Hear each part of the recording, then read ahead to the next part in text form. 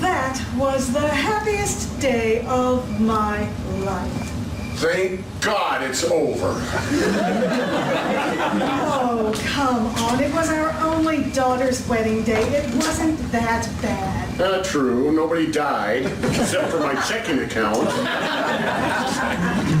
Oh, Richard, you are such a curmudgeon. I prefer to think of myself as a realist. Oh, come on. What was so awful? I thought it was a wonderful day. The weather was gorgeous. Nearly everyone we invited made it. Fred and Janet looked amazing. The ceremony went without a flaw. The minister forgot Brad and Janet's names. Your jackass of an uncle nearly got in a fist fight with that witch of a wife. No one paid any attention to the video camera. They spelled my name wrong in the program. Our caterer served steak to our friends from India. And birds crapped on the limousine. And a meteor struck somewhere in Siberia. Pestilence, plague, the wrath of God. All not part of Richard's script for the day. Love. Shit happens. We just have to deal with it, even on wedding days. And, thanks to my meticulous planning, we dealt with it. Will you stop with the bubbles? Honestly, if someone handed you $1 gazillion, you'd complain. Tax-free?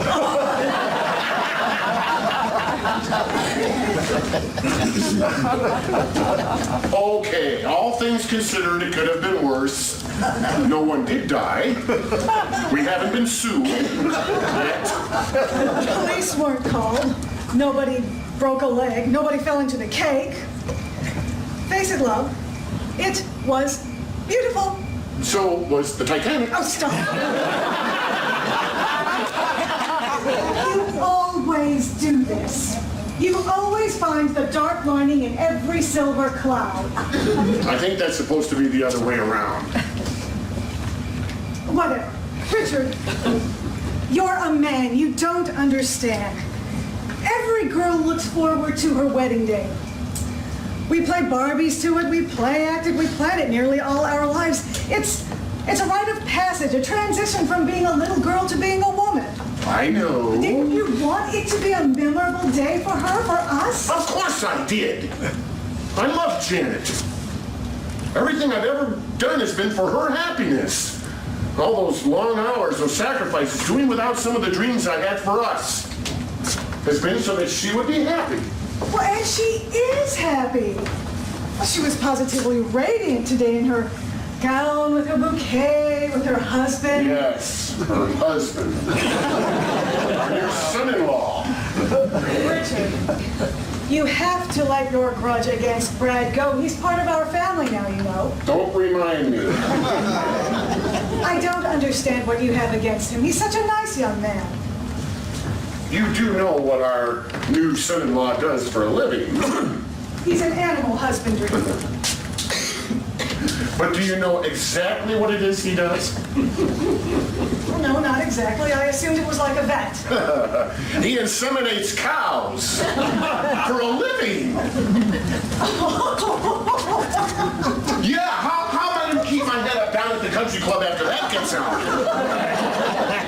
Oh, stop thinking just about yourself. I should have known when she told us that he proposed to her in a barn full of lowing cattle. He works for a large research company, Richard. He has a good job, a miracle in this day and age. Well, they say only God can make a tree. My son-in-law can make a cow. Sometimes you are so exasperating. Don't have a cow anyway. Yeah. And those photographers. Oh my God, I've never seen so many flashes. Nearly went blind. I thought all those years of masturbation had finally caught up with me. Well, it's a good thing they took so many pictures. Everyone looked fantastic. And by the way, I thought you looked especially handsome in your tux. Thank you. I will now resume normal breathing. Spending 12 hours in a noose.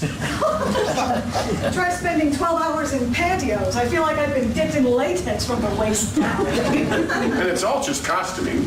It's all a wedding is, just a big cultural event to celebrate sin.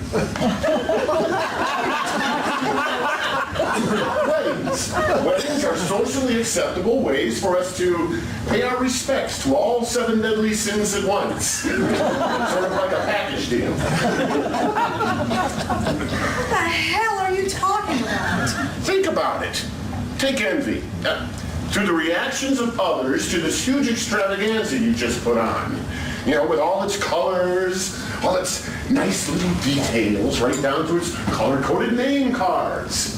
After the ceremony, a gigantic meal.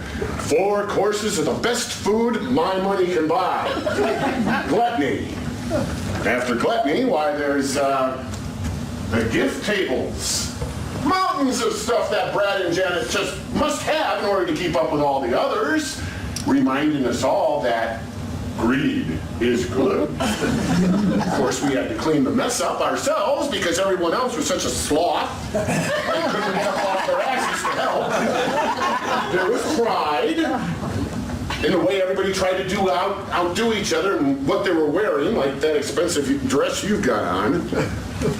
At the end of the evening, lust. Where Brad goes and practices his insemination skills.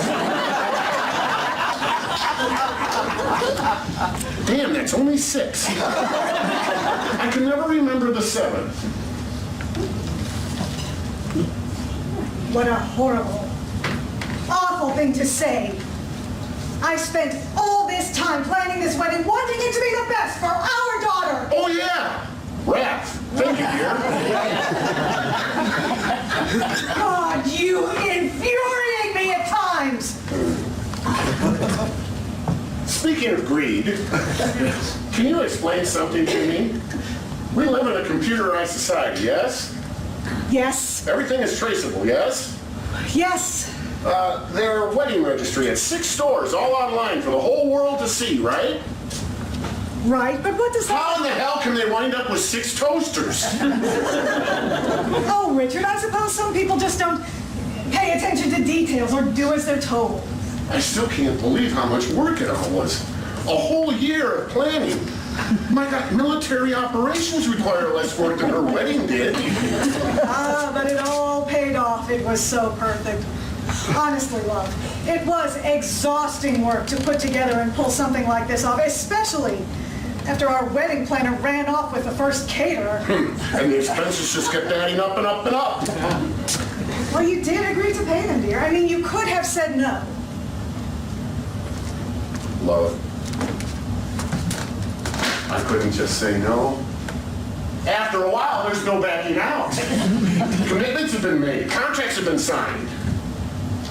You cared enough to give her the best. Thank you, Mrs. Hallmark. It all turned out wonderfully. Everyone had a great time. It went like clockwork. Everyone played their part. People were where they were supposed to be, when they were supposed to be there. Remember it for what it was. A prelude to madness? Richard, it was Janet's wedding day, a day she'll always remember, and so will we. May God give me Alzheimer's. Why do you have such a bee up your butt over it anyway? She could have done better than a cow inseminator. He could have been a friggin' Prince of Denmark and he wouldn't have been good enough for you. Yes, it's as you say. Okay, you're right. I wanted the best for her. I didn't want her to have to settle for second best. Brad is not second best. He treats her well. He provides for her. They share the same values, the same interests. They do things together. They have fun together. I don't know if that's enough anymore. You know the divorce statistics? They've got a 50-50 chance. I don't want her heart ripped out and stomped on. You have no control over that. I only know that today, their wedding day, they were gloriously happy and drunk on each other. Well, I just hope they're not rudely awakened when they finally sober up. Richard! I'm sorry, but I really can't deal with this incessant negativity of yours right now. Today was the happiest day of my life, and Janet's, and Brad's, and so many other people's, and I am heartbroken that for one day you couldn't put your petty grievances aside and be a part of that. Good night. Emily, don't leave me now. This isn't about the wedding, and you know it. Just let it go. Why can't you just enjoy yourself, for God's sake? I miss her.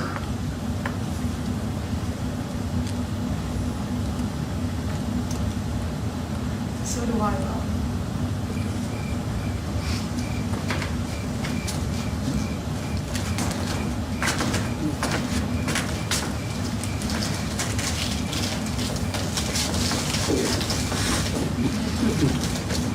Oh.